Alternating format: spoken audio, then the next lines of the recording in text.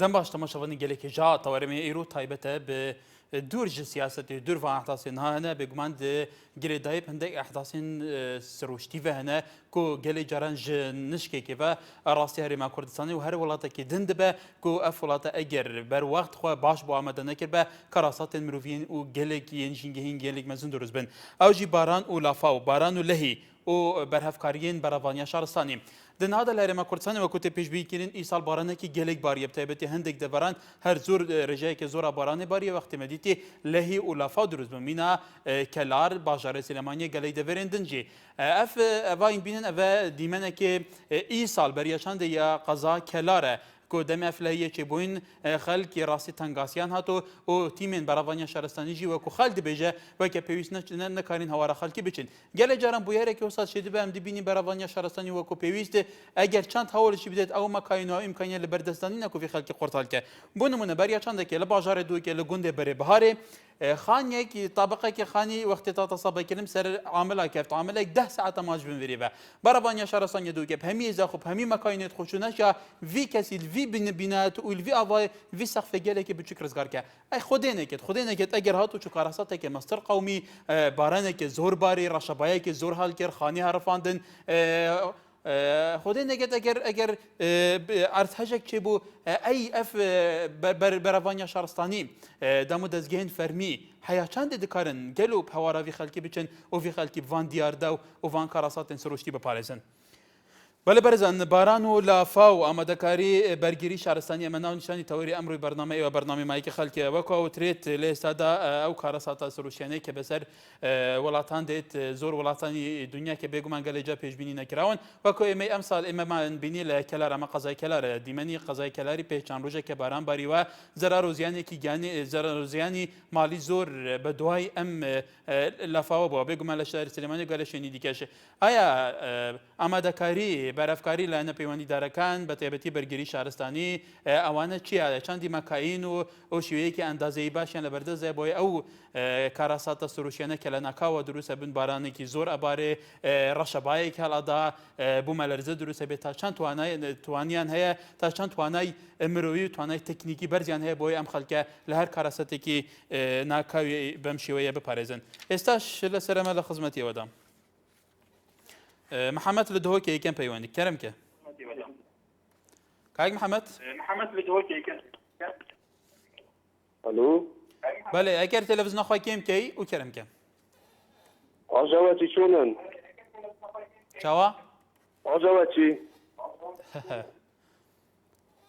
يعني تجبران بس خلقي صار قالكم تمام برنامجنا والله انقو عجواتينا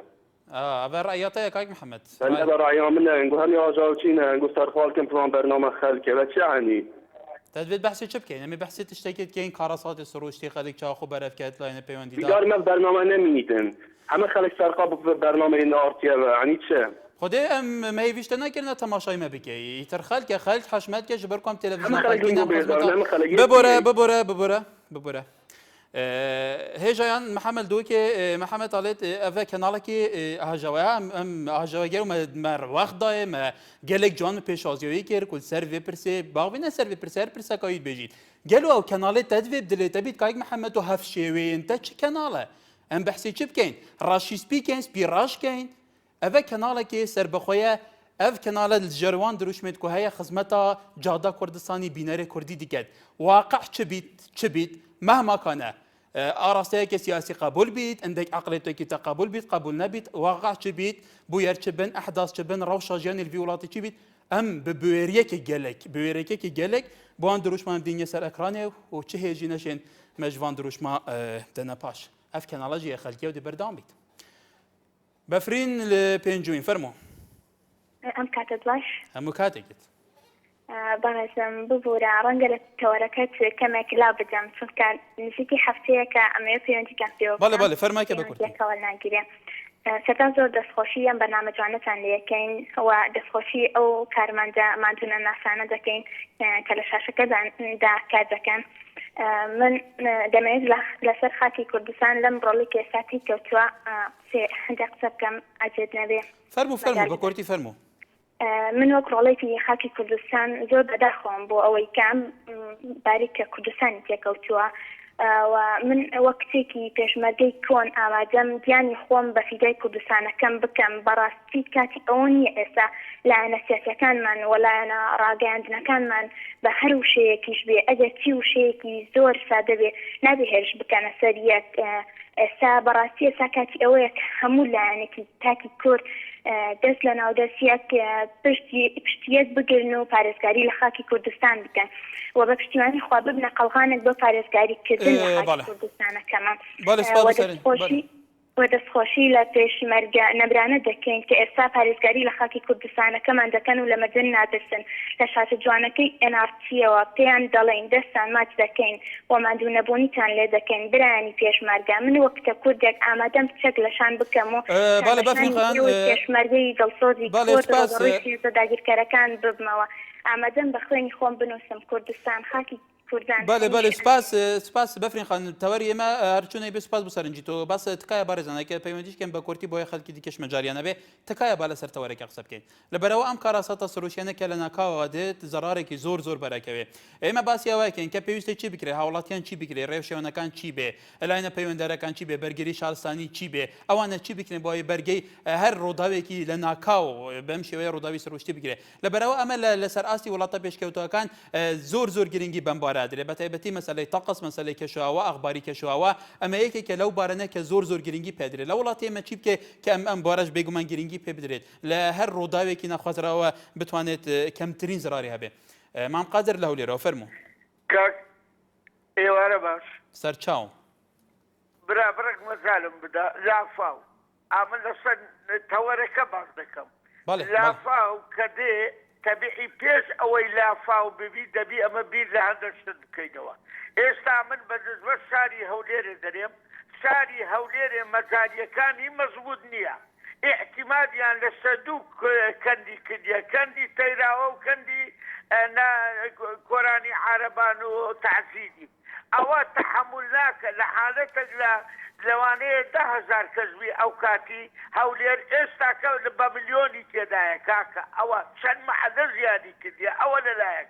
لەلایەکی دی کاکە بەنداو لۆ دروست ناکەن ئەو هەموو ئاوە لۆ بە فیڕۆ بڕوە لەلایەک فێزان دروست دەکا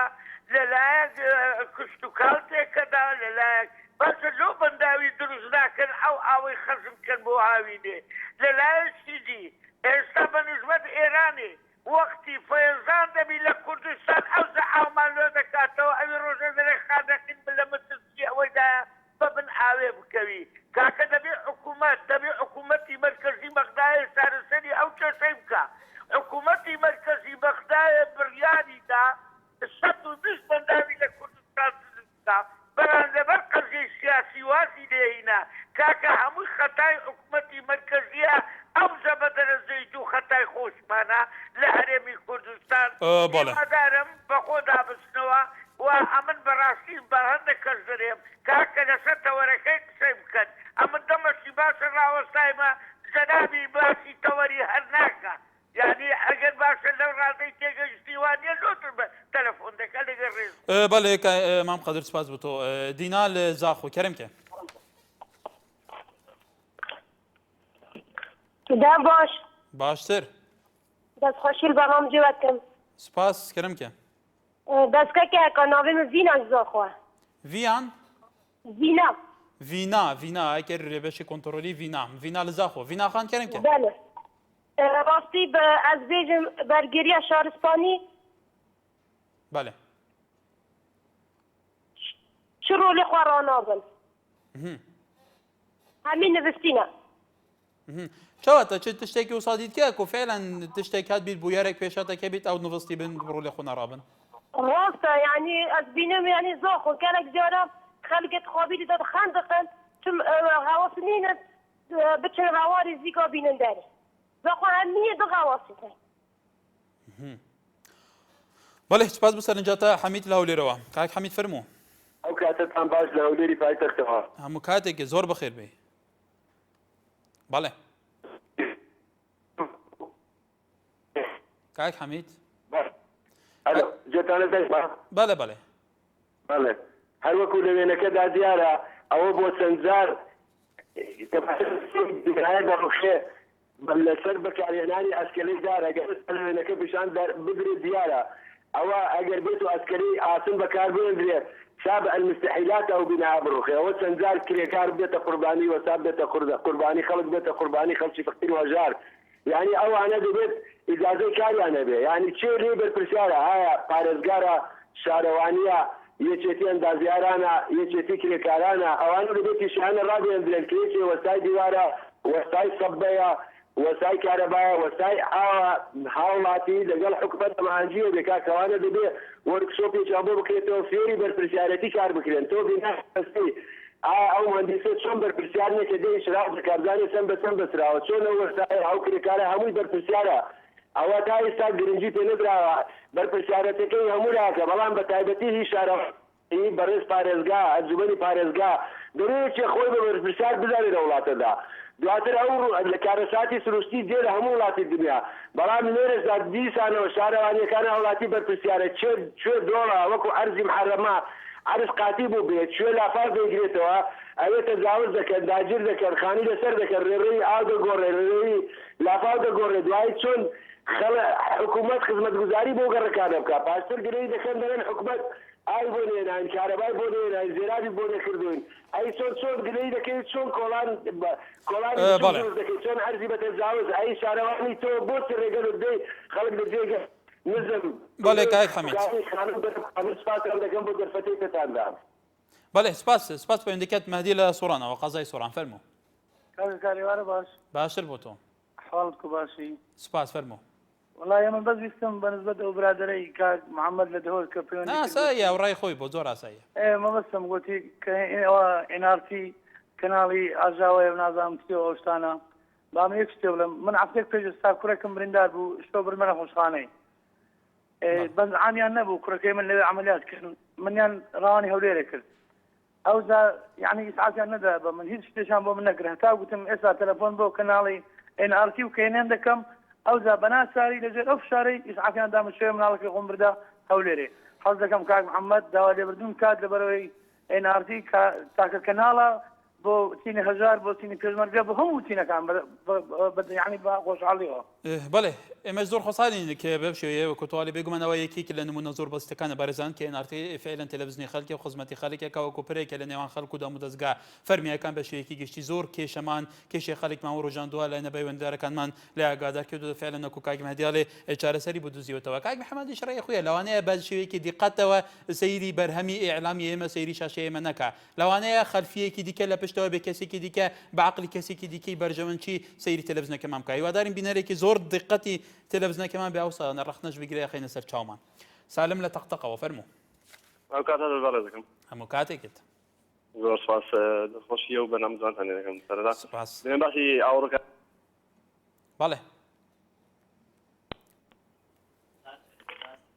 بەڵێ فەرموو کاکە و کاتت باش هەموو کاتێکت کێ لەگەڵمانە ئەحمەد حاجیاوایی بەڵێ کاک ئەحمەد فەرموو وەڵای من دەمێ تەوەرێکی لەسەر زیندانە سیاسەکان دابەزێنن لەو بەرنامە ئێوە خەڵکی استیفادەی لی دەکات و لی بکات بەسەر چاو زۆر زەرورە کاکە مەمنون بەڵێ بەسەر چاو سەرنجی تۆش لەبەر چاو وەرەگرین بەتەگیت بەڵێ خەبات لە کەرکووکەوە بەڵێ ئەم کاتت باش هەموو کاتێکت کاک خەبات دەستخۆشیتان لەکەم لە تەلەڤیزیۆنی NRT و لە هەموو لە بەڕێوەبەر هەتا ئەو پەسەوانانەیەکەوە شەو ڕۆژ لەسەرێک دادن سپاس ئێمە لە خزمەت ئێوەداین خزمەت لە ئێمەوە بەڕاستی ئەوە چاوی کۆمەڵگان چاوی ملەتن بۆ ڕاستیەکان بۆ بیستنی ڕاستیەکان بۆ دیتنی ڕاستیەکان بەڵێ ئێمە شیوادارین لە ئاست ئەو فعلەن ئەو متمانەی ئێوە دابین فەرموو کاک خەبات لە خزمەتی سەرنجی تۆداین بەزیادەوە متمانەمان پێتانە سەرکەوتوو بن سپاس بەڵێ فەرموو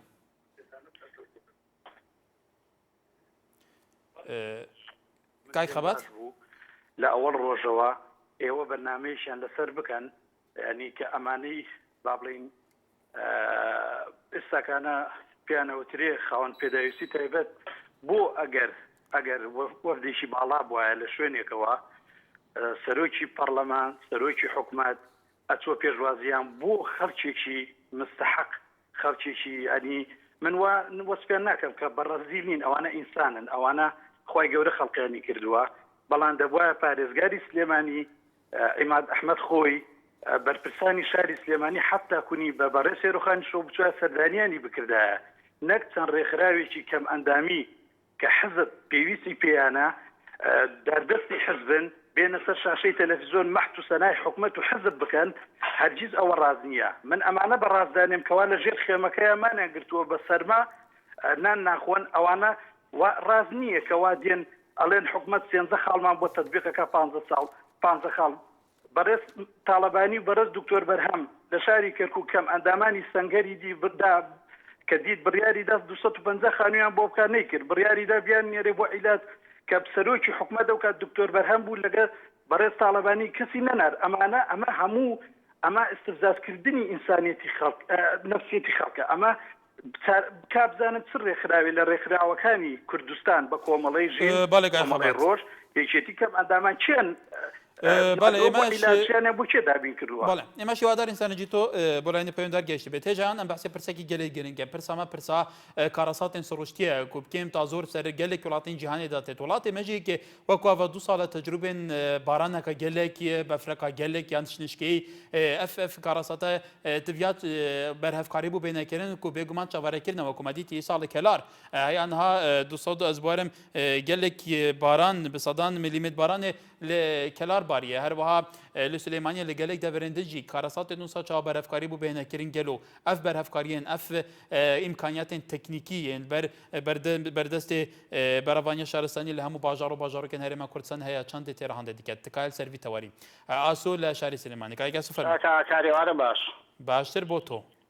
زۆر سپاس داوا لە یەکەم کەمی مەجالم پێ بۆ و تەوەرەکەشم نەبڕا من ئەمەوێ سەرەتا جوابێکی کاک محەممەد بمەوە لە دهۆک پێمان باش نییە کاکاس ئەو بخۆی قسەی کرد بخۆی کاجیان هیچ تەشیرێک ناکەم بەڵام من ئەڵێم ئەبێ کاک محەممەدیش و ئەمسالەکانی کاک محەممەدیش بەڕاستی مەمنونی جەنابت و تەواوی کارمەندانی نالیا بن چونکە ئێوە بوونەتە منبەرێک لە بینی هاوڵاتیان و لە بینی هاوڵاتی و دەسەڵاتە بۆ ئەبێ ئەوانە بە ئاقلەتێک بکەنەوە من ئەزانم بەچی ئاقلەتێک قسەکە کاک محەممەد بەڵام بەداخەوە من ئەڵێمە تا خاوەنی ئاقلەتە بین پێم وایە میلەت ئێمە ڕۆژ بە ڕۆژە دەواابێ و لەسەر تەوەرەکەی بەڕێزێشت زۆر بەداخەوە وەکو لایەنی پەیوەندیدار کاتێک کە پرۆژەیە تەقدیمەکە یان ئەیا بە مقاولێک کۆمپانیایەک وەری ئەگرێ دوایی هیچ حسابێک بۆ ناکەن ئایا بزانن ئەم کۆمپانیایە لە ڕۆی ئیشوکارەکانەوە تەواوە هیچ کەم و کوتێکی تیانە بۆیە ئەبینین کاتێک کە پرۆژەیەک وەرئەگیرێت هیچ حسابێک بۆ مەسلەی ئاو ئاڕۆمانە نەکراوە ئەنجامی شەوەی بینین لە کەناڵەکانی بەڕێسانەوە کە چی فۆزای خۆمی و سپاسانەکە باڵێ سپاس بۆ تۆ بێوارە لە زاخۆ کاک بیار کەرم کە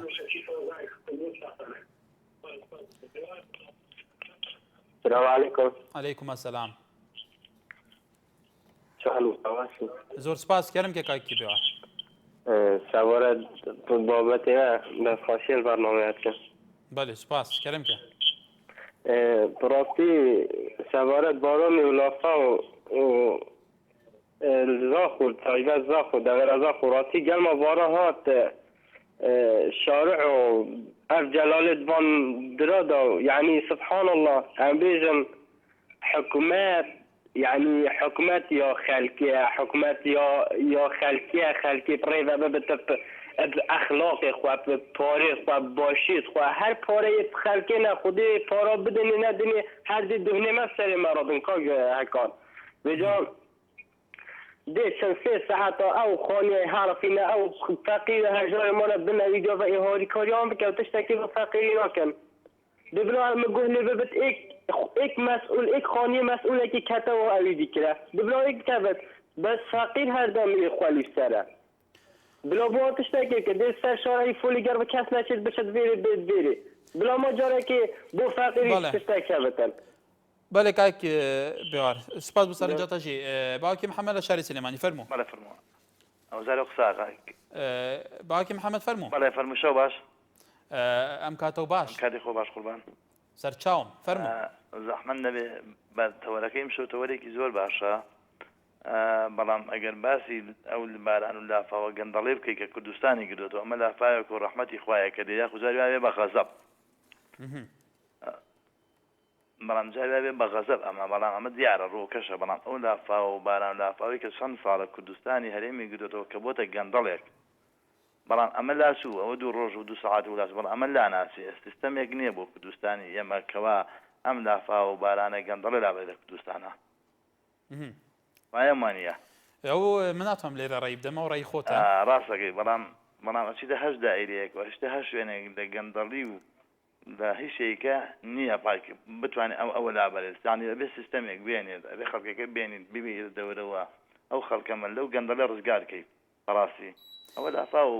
نانی لەگەڵ ئەوەشا کە هەست پرۆژەیە دەرەچێت بۆ هەست شوێنێک بۆ هەست خزمەت گوزاریەک دەبێت یا دائیرەکە یاخود کارمەندە یاخود مەسئولێک لە پشتی ئەوە بێت لەگەڵ یا شەریک بێت ئەو کاتەش ئەگەر مهندسێ بێت سەپەرشتی بکات پارەی وەرگرتووە لە کاکە بەڕێکە پاش 2 ساڵێکە ئەو شوێنە خۆی لێتەوە ینی لە 100 تا 1 ئەگەر کۆمپانیاک بەڕەحمی خۆی ئیشێکی باش وەڕێک و پێ بکە وڵاتی ئێمە بەڵێ باوکی محەممەد سوپاس ئومێت لە شارە زۆر فەرموو کاک ئومێت ئێوارەتان باش سەرچاوم دەستخۆشی و بەرنامەتان لێکم سوپاس بەنسبەت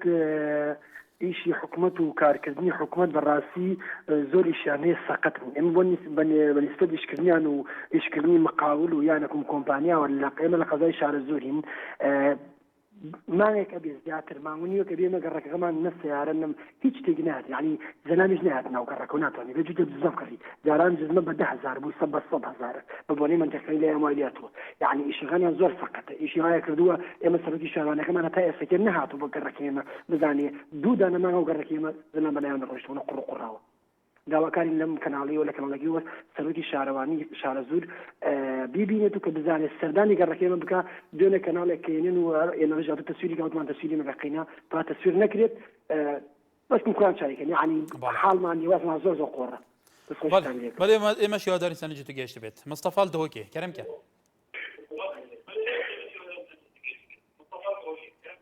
کاک مستەفا ئەزێ باشم کاک مستەفا ئەگە تەلەڤیزیۆنەکەم پێ دەگەلێ باش بێت و زانی بله بله کار بله نسبت والو فوالا ویدی توافقه و تشتوى حكومت قرابوت كيف خلقي ما بس أبغى نكتن قرابوت بهتا كرند كنامين نفسي وازي دروس كنا فان بيناتا جركا ماستر بلان باجارا يعني مقتي أب قسيس وما قسيس تشتوى صبيتا شارع سركرن بله لا فما لا يعني وقت تأثير ناك قسيس أو درس بنو خدمات درس بيت إشكال نينا حكومت يعني قرابوت كتن لێ پێویستکات حکوومەت هەمی جارە ماڵ بێران بنەوە ئان پارفن و قارەبوو بکەدان پێویستە هەزرەکە دی بکەێت کو ئەفی ئەف پرزگرێکە نەبن هەموو ساڵی دووبارە نەبن ئەف پرزگرێکە بێتە چارە سەرکردن بەله بەێ کاک مستەفا سوپاس بۆ تەژێک ئەحمەد لە دهۆکێ فەرموو باش کاکتار باشتر دەستخۆشیێتەر کردی بەرنامەجێکی ئەوە نیشتیمانە بکەینگە جواکیە ئەڵە پێویستە سەر حکوومەتێ هەر سێم پارێزگەها هەکەر هاتۆ احتیاطی خۆ بەمەجاالێ بدەم پەیامە خۆ بگەهینم ئەکید مانێ بەرنامە باندێ دە پەیامی تۆ بگەین کەرم مەمنون یامە بێلایی نییە و مەسڵحات لایەنداری جێ بیت زۆر ئاساییە کیش لایەن تەدبیر بەحسی بکەین هەر سێ محاوەڵات بێت وەزارەتە سیاحە بێت وەزارەتە بەلەجات بتن ئەمری بدتن هەر سێ محاوەڵە هەزرا خۆ بگەنە ژێ گاوێ مەجاری ئەوە 20 ساڵە 30 ساڵە چێکردینە ئەو کورکێ زاخۆ گوتی خەنقە دیفاع مەدەنی مالێتە بە حڕاقی ئاوی کێشتن ئەوە فکراویە و ڕەیاوی ئەو خەلەتە کورد بيت حكومات أمري بدتن بلديات حنط رابن قاسيسا فكن يت ختمي فكن عندك دي شيكن هذا السرمالة فبرن فرقاجي حاضر بكن بو بفرو بارانا فرقة بفريجي حاضر بكن مناطق بفرين مناطق باران خوش زورتين قاسيسا ختمين جسر خراج بن أبانا أبى شو علاقة الحكومة وجندلين وبرادر عندك برادر أقول جندلين وفلان وبستان أبى الرأيوانا أو اسلوب مين الوجه تشولاد بهم بضم حكومه جندليا باران ديت جندليا بفر ديت جندليا تويست حكومه بنوان شاد الرابط فرقه بفري حاضر بله تشتيت دوزرا شفال حمد شتا بله سپاس هێژان ئەحمەد بێژیتن ئەسف چ لاین گرێکنی مەهە غۆل وێر هەر کەسێ لاین گر نەبیتان هین ئازاد کیش لاینی بیت کیش لاینی بیتەوە پەری چەپ بۆ پەری ڕاستە و پەری ئەلمانی بۆ پەری ئیسلامی بێلایەن كيف خاصة نجاح نشان بدن نم فيري خدماتات كاين نم شاشة همون رينو بوچونو او شارع كردستاني نبراسيا وخاصة كامية هو غير لچمچمال او فرمو الو كاكا كار هوار باشتر بو تو خوش برنامه گرفتم زور سپاس لچمچمال چونه لچمچمال گر باران بلزمه ببارت روشي و چويه بله آیا كيش دروسه بين ابي والله كاك سامسونج بخو میوان داریم بخو خرچی لای اوی ما سلیمانی ما هات ما سما دوا با قیاسه هات بسر لیدام با میوان داری اكو شهر زابيت اكو شهر زابيت والله بو هوار گشمی كاكا كرجان بله بو هوار گشمی با منی ساعت نبی گشتیم بله بس بقى زعمت نبي من تازه هاتي ما كهرباء او دمي غرفه بزاف كهرباء كم نظام برنامج بس سياق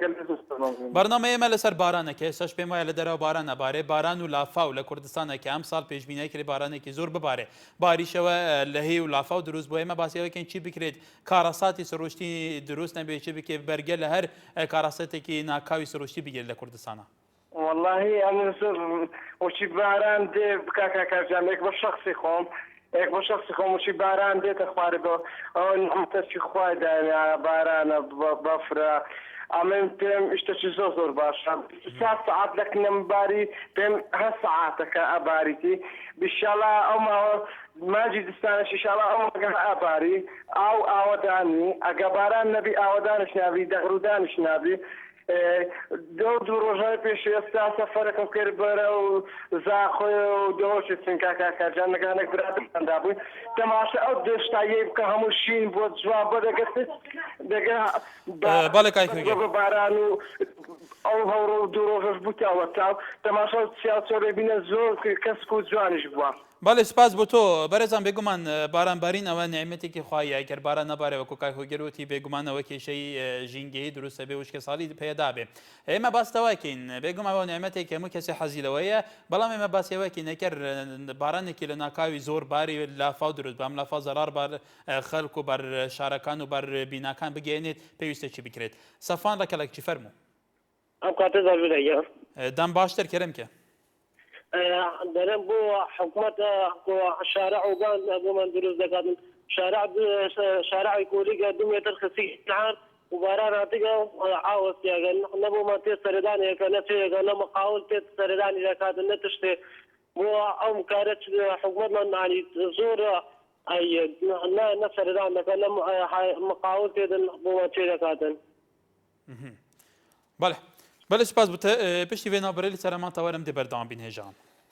بله تماشاوان نجا برابری کشناسی بو ملرزه لهریمی کردستان را دگینه که رژه باران بارینی امسال به برابر با سال رابردو 100% زیاد کردوه اوقاتش به هوی باران بارینی 2 روز انکو 3 روز پیش است بگمان لافاچان گرگی که سلیمانی کلاریش گرتو به که به هوی و ضراری مادی شبه چه بهتر کرن کو اف ضرار مادی و یدمروفی لصدمه باران بارین نزور لکردستانی نبود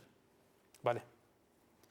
سردار لشاری سلیمانی و کای سردار فرمو آره باش کاکا باشتر بو تو در خوشی برنامه کلی یکم زور سپاس بالنسبه لورقته من تم شاكا هلا هاوينا همو او مجاري وزراب او انا شاكري بلام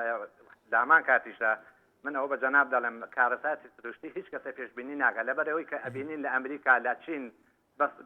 دو او يعني كارثات سروشتي رؤيا و فيش بينيش ناكري در خوشی برنامه کلی یکم بله سپاس بوتوش که پیشبینی نکرد کل نکا و درست بیت تا چند گرین گلای نپیوندار کن خویان آماده بکن باوی که اگر درست بیت کمترین ضرری هبه احمد لدوی که احمد کرم که بله افضل تواج بد باشتر بوته تو چوانی باشی از باشم زور سپاس کرم که مرزات احترام بو جناب هوا وی برنامه نخواره برنامه گله کی پریکو پیکا زور سپاس ام خدمت آواداینا بس دنیا برنامه سر قسیسانه و سر مثلا آبی و رابین یمانه یمال سر لهیه سر فیاضانات که احمد اگر باران زور بیت فیاضانات درست بن پیوسته حکومت چه بکد کو ضرر بر خلقنا کفن مال بن افن بن خلق نمرت اشتو سامه بله سبب الرئيسي او قود سبب الرئيسي در كافة سر قسيسة اف قسيسة بدون نظن ولا دا تحملها وقت بارانك تحملها وي آبيناك بلا قسيسة وانا فرهبت بلا مجارية وانت فرهبن بلا منهولة وانت فرهبن هكو اف منهولت وانا جسرت وانا وقسيسة وانا فرهبن هما حمي وقت تأثير الخلقة نايتا كيرن بس قسيسة طنجن بتأثير المواطنين كانوا بتأثير الزاجية وان كانوا درامات وان كانوا أنا هني زبرت بحكمتي حكمتي مقصرة أف مهندس الدقة بباش ولا ربن أو مهندس هني أو النت يتعلمتنا خواردن إذا أفضل شكل طالع كدي جدا تصير كتابة هذا مثلا زبرت بوفي تشتي أو شو لي أو تكن شو لي خب بناجه هكو شو لي خب بناجه بكن شو جاء كارثة تفسر مواطني دانا عين خارق قط وقط بله كايك احمد سپاس بسرنجاتجی بارزان ل چمچم علاو فرمو كم كاتب باش بلا شيرينم باشتر بو برزت فرمو ام كاتب باش باوشي من همو كاتك بخير بيت تاجي براكم والله داواكاي لحكومه يريني كورسان همو قنديك بنداي تيا دروس بكات بنداو ببيت او لا فاو ما فاوش دروس ناجي اوش خزنه كري استفاده لا اوش خزنه كلا همو دياتا كان اسا بروجي وابكا حكومه همو سال قالوا باران نار باران صاوري همو سال باران باري وباوكر ما قد بنداو دروس بلدياتا كان همو قنديك بنداي تيا لا فاوش كمتر شارك انا بيتو ولی که بارزانی واداری سرنجی تو بولای نپیون داره گیج به باو چاره سری که تو باسه که دوسکیل دهو که که دوسکی کرم که والله برز بوده که کار برزی زور سپاس که دوسکی کرم که اما الحمدلله ما چه دریانی من هکد آف مبد بو بس اما هر چاوید باران کرم اگر جف خوده هم سپاسیا خودت گهید در بارانه هر چند بارانت متیه منجی وکی دیجی دست خوشی اصل هوت کم و تلفزیون و پروگرامت راستیت آزادن یعنی هر کسی که رای خوب بجیتن از حس کم جین عجز نبنش رای کس جی چونکه بو هر ایکی ثقافت اگای روشنبیری اگای ایکی هیچ حاجی زور آسایی اشتوی روشه کسی که سلیمانی